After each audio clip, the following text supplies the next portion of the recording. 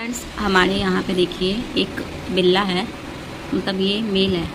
और ये क्या है ना, ये कब से वेट कर रहा है कि मुझे यहाँ पे इस सोफ़े के नीचे या इसके नीचे ढूकने का कोशिश कर रहा है।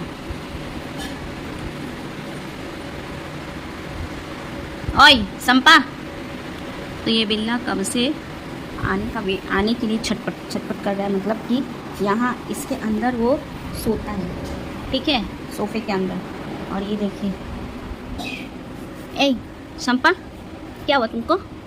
क्या तुम यहीं पे रहेगा? चलो इसको छुप कर देखते हैं कि कब घुस रहा है अंदर। हाँ छुपो, तुम यहीं रहेगा, ठीक है।